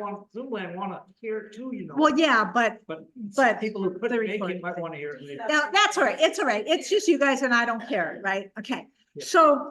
So, like I said, when Leroy asked me originally, he talked about the frustrations with UW and UW Extension, and I think the actual phrasing that was used was separating ourselves from UW or whatever. Okay, and that tells me there's a ton of confusion yet. Because what I wanted to say, honey, they've already separated from you, okay? Oh. So there are two ways, as master gardeners, there are two silos that you are in, okay? If you want to personally retain that title of being a master gardener, then you have to follow extensions, master gardener programs, rules, related to putting your hours into ORS, the online reporting system, and checking all of their boxes and agreeing to all of their policies and listening to what they say. Okay. And you are not, okay, you are not a UW volunteer. Okay. You do not volunteer for UW or UW Extension. You have nothing, no other connection with UW other than, in order to retain that title, you have to follow those rules, and they are credentialing you. So basically, by doing all of that, all they are doing is saying that you have followed these rules, and so you get to call yourself a credentialed master gardener. Now, I'm going to get back to that, okay? But the other side of it is you're sitting here or you're in Zoomy land because you are a member of St. Croix Valley Master Gardener Association. So in your role collectively as the association, you have absolutely no connection whatsoever to UW. Nothing. You have no more connection to UW than you do to University of Arkansas. Okay? Nothing. The association is a totally separate organization, just like the Hudson Garden Club, just like the Eau Claire Bit and Spur Saddle Club, just like the moms group at elementary school. Okay? It has no connection whatsoever to the university anymore. Now, it used to be different, and it's so hard to make that separation if you've been around a long time, because for years, UW and Extension were telling you as an association what you could and couldn't do. You have to do this. You use this logo. You use the, you put UW Extension on your banners and stuff because to show you're a part of UW Extension. That all has to be mind meld erased out of your brains because it's not the way it is anymore. So basically what happened was they recombined UW Extension with UW Madison. It was that way years ago. It's been separate. They combined them back together. Okay. A horrible, horrible outcome for Extension in my mind. And one of the biggest casualties were you guys, because UW Madison got Extension goes, what? You have volunteers? Oh my God, that's scary. They could cause liability for us and cost us money. We can't have that. And so they ordered Extension to get rid of you as volunteers. And that's why you are not individually volunteers for Extension. You are, Extension will take no responsibility for you. Okay. As an association, they also decided, oh, no, we're just too afraid of liability or anything. And so they required, and this group was way ahead of the times, right? But other groups had to catch up and become a nonprofit, have your own bylaws, have all your own stuff, and be separate. So you guys have always been that way, but there were a lot of smaller associations across the state that relied on the extension office for things like they would have their meetings there, they would have photocopies made there, they would have support staff do something, that all had to be. Oh, yeah. And that's why a lot of these other associations have folded as well, okay? But as an association, you are totally separate from UW. They have divorced you, okay? And so, as a very wise person who I think is still on Zoom phrased it, the divorce has happened, but they're still fighting over the custody. Okay? So as an association, I want you just to remember, you have no obligation to tell or do anything related with extension, okay? They also cannot tell you what to do. Now, they can tell you not to use the UW logo or that Master Gardener logo that's on some of your name badges yet and stuff, because that's been totally wiped off the face of the earth. They can tell you not to put that your UW Master Gardeners on, or that the association is associated with UW at all. But you don't want to do that any more than you want to do that with the University of Arkansas, okay? Because you have no connection there anymore. Everybody got that? Okay, as an association, you are just a totally separate thing, which means you can do whatever you want. In the past, they would make rules like, well, you can only have certified master gardeners in the association. Remember, they used to say that? That doesn't matter, okay? Now, here's the thing. I know that there have been quite a few associations across the state that have folded, okay? Ones that were around and doing great things for a long, long time. Part of that is because they've also taken away, as you know, local trainings and stuff. And so the only way to become a master gardener now is to take the online foundations in gardening class. That's $299. Or no, I think it might have gone up to $309 or something now even. It's a Canvas course. You do it at your own pace. About half the people dropped out a year ago because it's a hard way to sit and learn. You watch videos, you read things and whatever. But you do that, and then you can take the onboarding, which is another $100. And that's where they take the final exam, agree to all those things. You've all done onboarding light lately, right? And then they can become master. That's how we get master gardeners. So the concern, of course, Deb said there's how many members in our group now? 130. And it used to be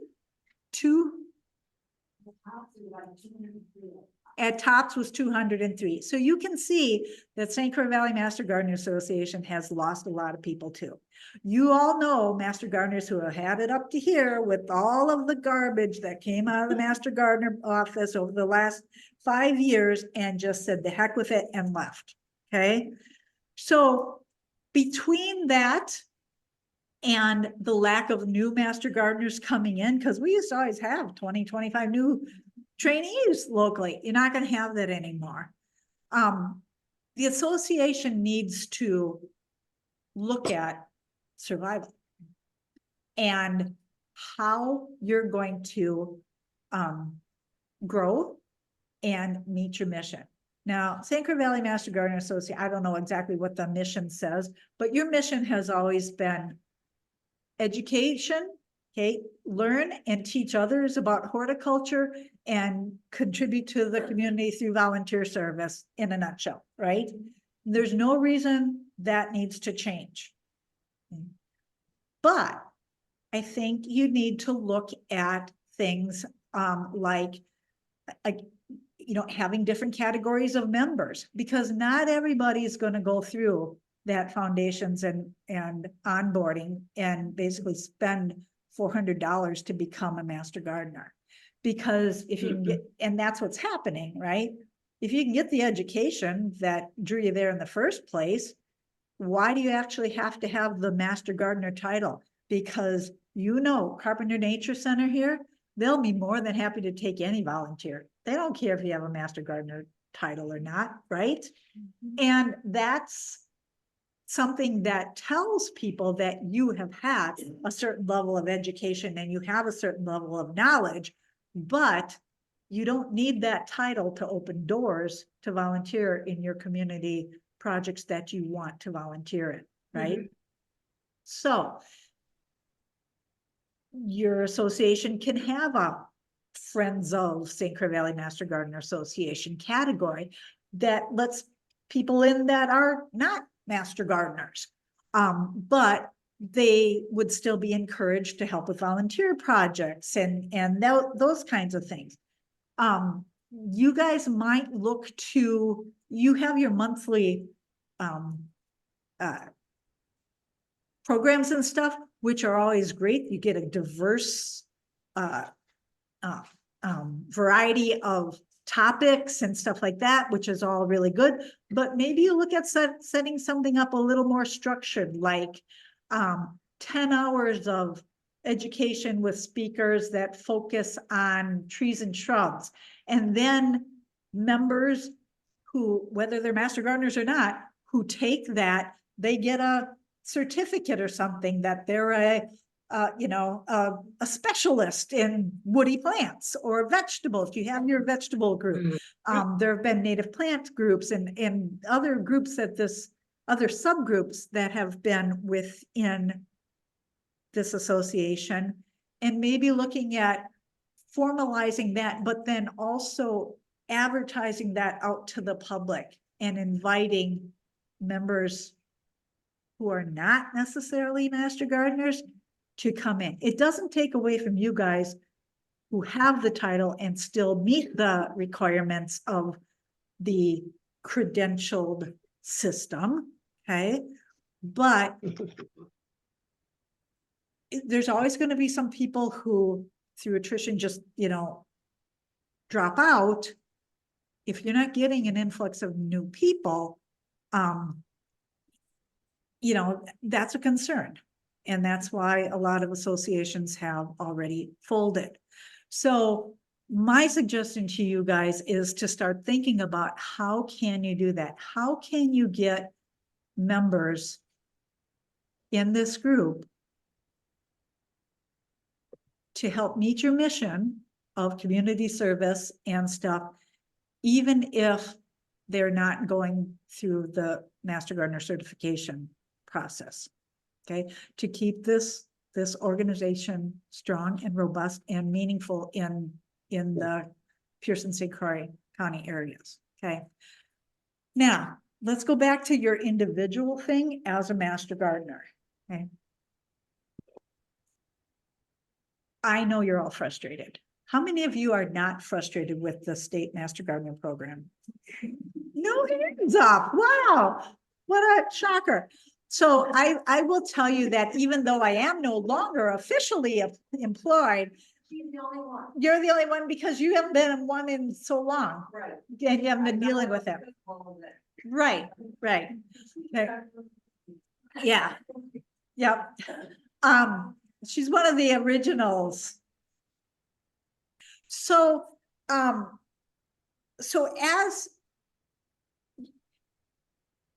it has been a frustration, so when the university said, oh, we don't want we can't have the volunteers, they're trying to push your liability for anything bad that you would do. And by the way, in the whole history of the Master Gardener program in Wisconsin, there's never been a claim.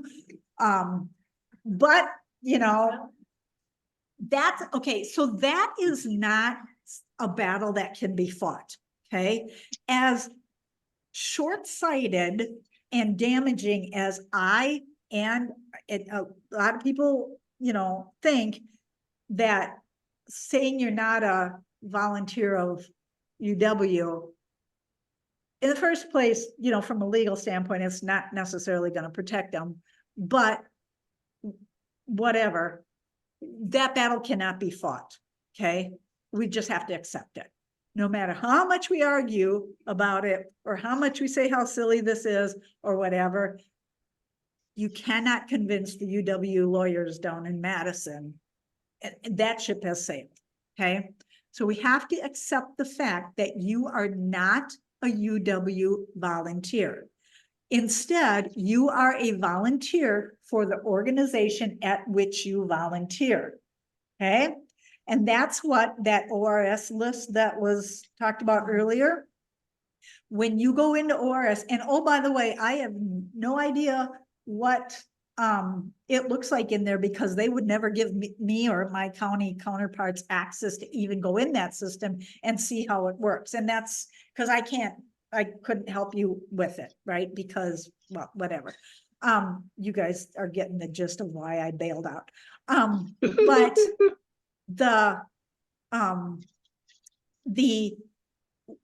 you are a volunteer for the organization, okay? So when you come here and and this is going to get at you, Leroy, okay, for what you said earlier, okay? When you come here on May 7th or whatever that cleanup day is and work out around here, you are not volunteering for St. Croix Valley Master Gardener Association. You're not volunteering for UW Extension. You're volunteering for Carpenter Nature Center, okay? So even if it's coordinated by St. Croix Valley Master Gardener Association, you can't put St. Croix Valley Master Gardener Association in the ORS system. Well, they did.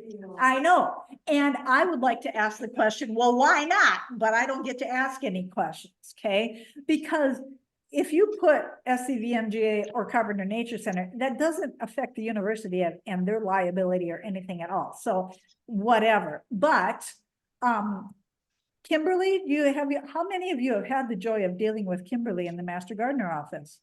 Okay. Anybody like ever had a good experience with Kimberly? No. Kimberly is honestly responsible for a lot of the departures of Master Gardeners, but Kimberly has recently gone on a rant about you can't do that. You got to put in the Nature Center, not St. Croix Valley Master Gardener Association. So you really should do that. Okay, you really should follow that rule because you don't want Kimberly Hitler to come back and all of a sudden not accept your hours or that kind of a thing. And so the point is that I'm really was glad to hear that you're putting in the list of all of the projects or whatever. And when you go in and put in your volunteer hours, put them in under the place where you volunteered. Now, another thing that I think as a group you need to think about is there's a whole bunch of things in there, right? But they're not necessarily St. Croix Valley Master Gardener Association projects. Okay? You're just kind of creating a database or a clearinghouse to try to connect people with community needs that are out there. So I think the association really should define which projects are SCVMGA projects. Garden View, maybe the demo garden, the county fair booths, that kind of a thing. But if it's a school garden, it's not really an association project, it's a school project. And so that's why that's the school, the name of the school should be what goes into the ORS system, okay? Now, again, I can't even get in the system. I can't tell you the nuances of it, but all I'm suggesting is that the rules are excessive, militaristic, confusion because they changed it's a moving the goalposts all the time. And that's understandably frustrating, but try to follow them as much as possible because otherwise you just don't know what might come back to bite you. Bridget. So, this is something that probably the groups has to get together and have that conversation, but if this were a 503C, and we organize things within our group, we should have control over what happens throughout that group, so. Meeting at Carpenter would be a question that our board members need to say is like, you know, what is our role as a group? So does that fall into that place? So instead of like it seemed like we were just running all over the different places to do work, but it's really like, you know, that should be our umbrella. Even though, I hear what you're saying, so I know. that the board has some really good questions. I know. And here's the thing is I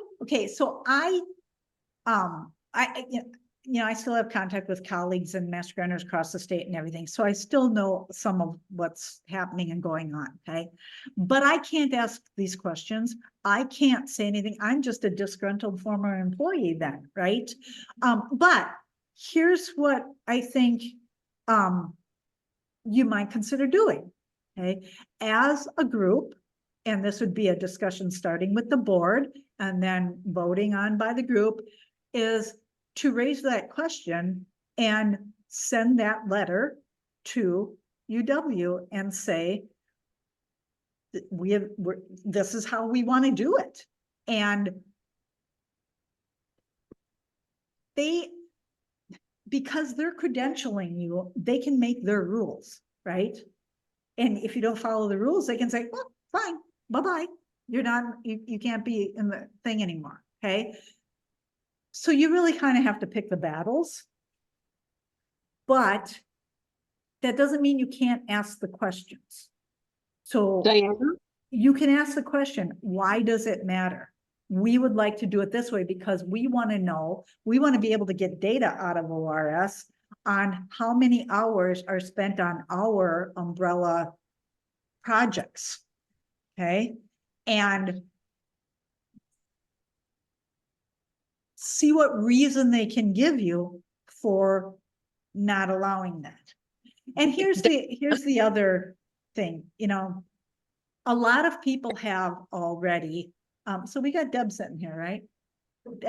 Okay, so Deb used to be, you know, one of the original members of this group and everything, a master gardener for a long time, did a ton of volunteer stuff. Do you still volunteer in your community and gardening related things? Not so much, no. Not so much, but sometimes and a little bit, right? Remember that, again, you can always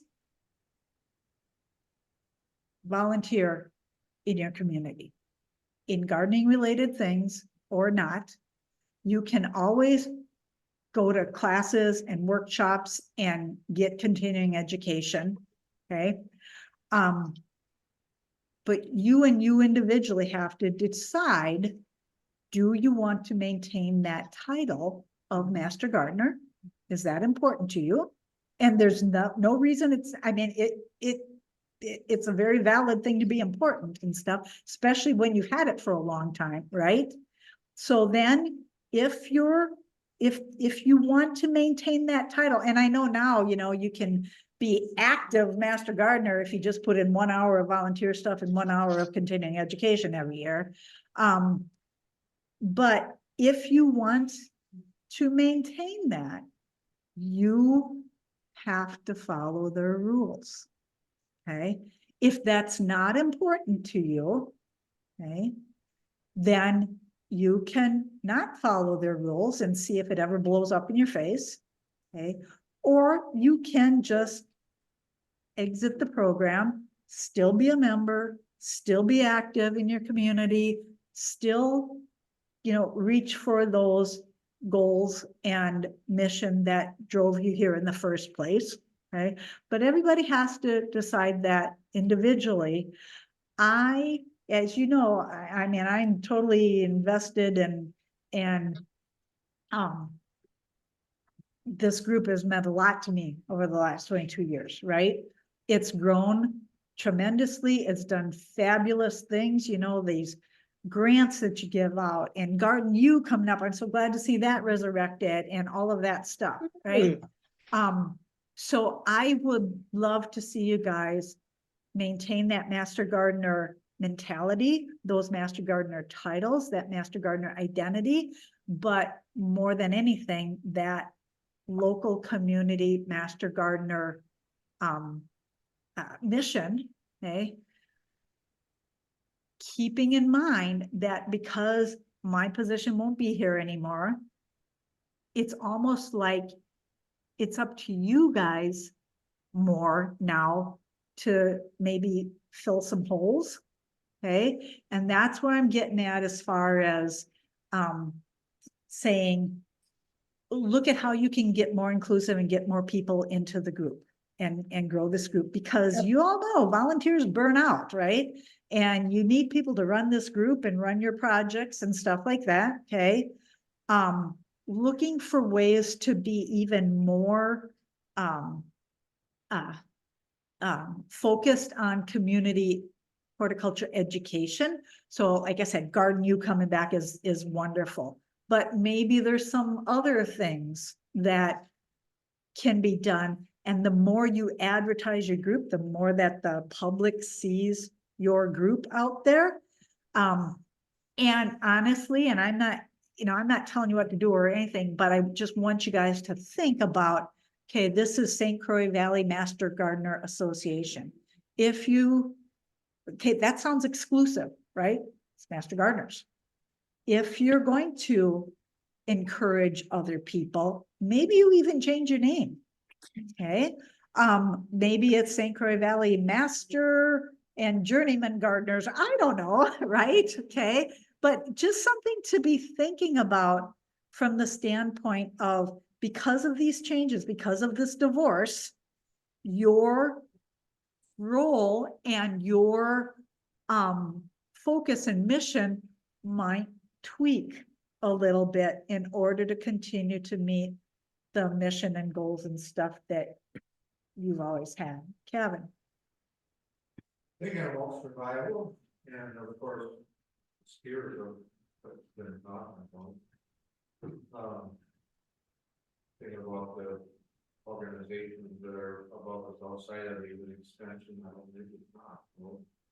What role does Whitlock? Oh, thank you. Play in something like this, and then on top of that, since it seems like what I'm gathering is master garden, small passes is owned by the university, then why isn't there the ability to create something like an expert garden and retain some ownership that way through other sources like it and to. Oh, yeah, okay, so thank you, because I was meant to mention it. Okay, two things to unpack there. First is WMGA, Wisconsin Master Gardener Association, and where does that fit in? So remember I talked about you've got two silos, you as an individual and you as an association. WMGA is also not at all connected to UW.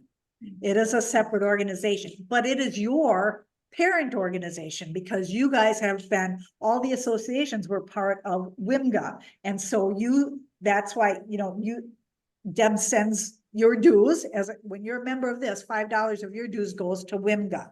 So as an association, you guys are super, super lucky, because you all know who the current president of WMGA is, right? Marilyn. And I'm here, Diana. Can you hear me? So, hey, Marilyn. So when you guys, and we could talk about this all night here, right? But when you guys as an association have any questions or wondering about what you can and cannot do, you go to WMGA. And okay, so like if you want to let in other members and stuff, you need to have that conversation with Marilyn and WMGA and say, okay, this is what we're thinking of doing. Is this allowed under WMGA's bylaws as well? And how can we make this work? Okay, so you might have different dues. You might have a different category that you call non-master gardener members or something. It might be friends of St. Croix Valley Master Gardeners or something, whatever. But that's where you have to look. WMGA has bylaws and rules and stuff too, and they are trying to look at the good of master gardeners and master gardeners associations throughout the state. And Maryland has lots of conversations with the head of the Master Gardener and Horticulture program at Extension as they've gone through figuring out the custody of all of this stuff and what they can and cannot do. Okay. The second Diana, point can you- that Kevin can you- made, which is really good to bring up, is the term master gardener is not patented or copyrighted. Okay. And so theoretically, you could start your own training and you could call it master gardener training. And you could, and people could become master gardeners, but they would not be credentialed by the UW, which is now, okay? But theoretically, and I'm not saying this is a good idea, okay? But theoretically, you could have members, some of which are UW credentialed master gardeners, and some of which are St. Clair Valley credentialed master gardeners, okay? Because that, okay, so the term UW or UW Extension Master Garden, you can't use that. That's their term, okay? But again, you wouldn't want to say University of Arkansas Master Gardeners either. But there is, so theoretically, you can use that term. However, is it a good idea? Maybe, maybe not, because people throughout the country know what Master Gardener means, and they associate it with the state land grant university. Now, not every state has a setup like this, okay? So like Massachusetts, their Master Gardener program is not at all associated with the university. It's just basically a nonprofit organization that started and they, do it. Canada, same thing. It's not necessarily associated with a university in most cases. So a Master Gardener program does not need to be associated with the university, but would it be pretty messy to start a parallel one and call it Master Gardener? Probably, okay. But in some ways, it's like competition's a good thing, right? So if somebody wanted to start a gardener training and credentialed program and call it like expert gardeners or magnificent gardeners or fanciful gardeners or something like that, and their training only costs $99, that would, yes, be competition, but it might hurt the existing program even more if they have, I don't know. I mean, it's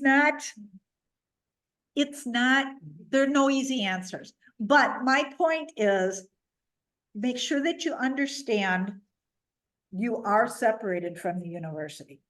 Okay, you are not a university volunteer.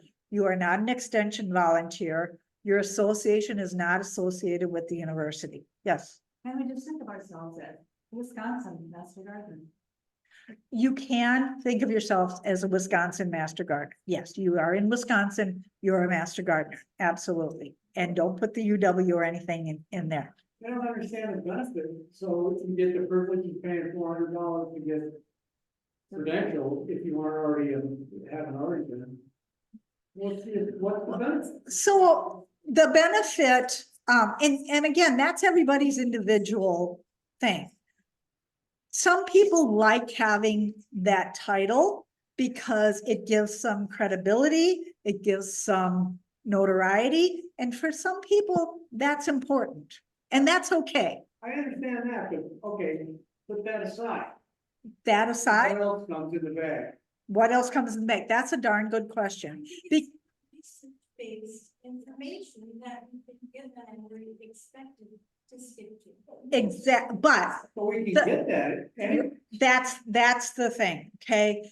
When most of you guys got trained, okay, you got the original thing was you entered the program, you got this research-based education in exchange for your first 24 hours of volunteer service, okay? And what you paid basically covered expenses. And then remember, there used to be advanced training and there used to be newsletters that had information in it and and all that's gone away. Okay. And that to me is just the fault of the program office. And remember when Susan Marr was around, she did all that stuff. Bob Tomish, they did all that stuff. New people came in, they were too lazy and they didn't do that stuff. And more of it has fallen off. So your question is, what's the benefit? Is what I've been asking and what I was pushing for and got me in trouble as an employee when I kept saying, we need to give these master gardeners more. We need to give them advanced training. We need to give them reason to stay in. We need to give them benefits for being in our program. Diana, it's Marilyn. Can you guys hear me? Right. And that's the thing. So many things now. The horticulture program has been directed to raise funds to pay for some state positions. Okay. That's where the money from foundations and gardening goes. They put out this disease diagnostics class. Has anybody taken that? It's $99. Don't bother. Because it's not worth it. It's super, super basic. Okay. But they're trying to make money. Now there are free things out there. There are like on Monday afternoons now, the first Monday of each month, there's like a Q&A. It's almost like garden talk thing that just started this week. There are these mini webinars that come out. There are occasional hour-long like webinars and stuff. And you can, follow Wisconsin Horticulture on Facebook to get that. You can check their website all the time so they throw out some of these things that say free class.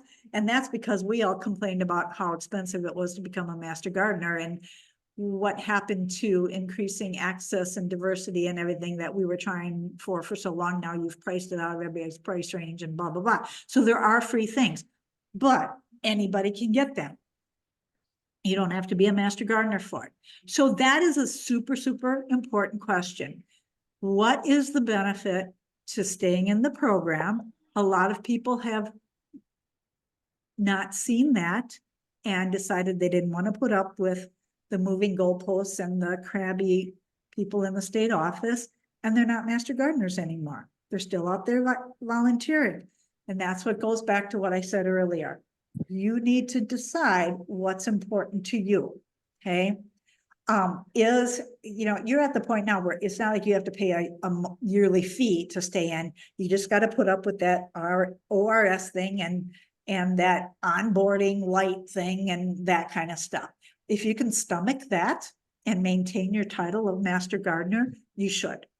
Okay. And I think that's really an accomplishment that you guys have individually made to be here and to get here in the first place. And you shouldn't just throw that away. Okay. And the other side of that is because I'm not sounding optimistic right now, but I tend to be the optimist that my hope is that personnel will turn over and somebody will come in and start revitalizing it and offering some of these things. So if you can hang on and you can get there, that's the thing. Yeah, Kevin. Here's a little bit of something I'm somewhat concerned about. Obviously, those of us that have been here long, your grandfather did, we're probably going to keep up our hours and more. But there's been a significant amount of a little bit of energy, particularly among some of the younger members, maintaining younger members. So it seems like it would be beneficial to really have a good conversation, not about the start, and we'll even wait about to see if there's a way that we can somehow harness that enthusiasm. Because what's going to hurt out of this whole thing is our communities, and we don't want that to happen. So we need to somehow harness these things. But we can get it back. We have some problem. That's why I brought the way some questions. Yeah. And I really think the survival organization of the really probably is there. And as those tides change, because they will change, you're right, they will change. It's gonna take a little bit to wake up. They're gonna come back to us. Yeah. And change it. Yeah. So I mean. And that's the thing, a lot of times things have to hit bottom before they start bouncing back up. And so hopefully that will come. But you guys, like I said, Marilyn and the current WMGA board, they are on top of things. They are looking at all of these issues and all of these questions. And they are really trying to make some good plans and policies.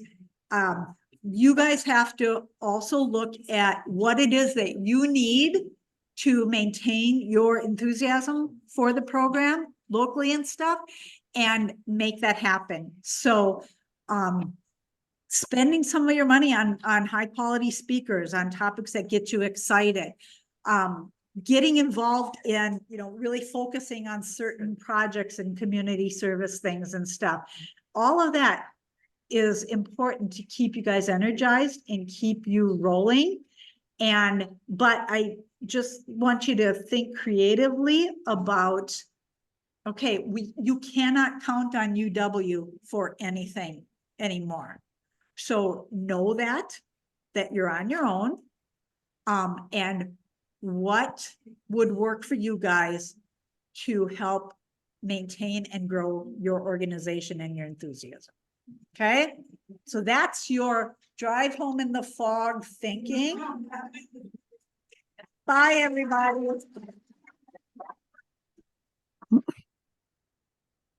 Thank you, Diana. Okay, so I think we're going to adjourn now, and I would love feedback from any of you Zoomers about Diana's talk and about how the meeting went just overall here tonight. So thank you, folks. Have a good evening.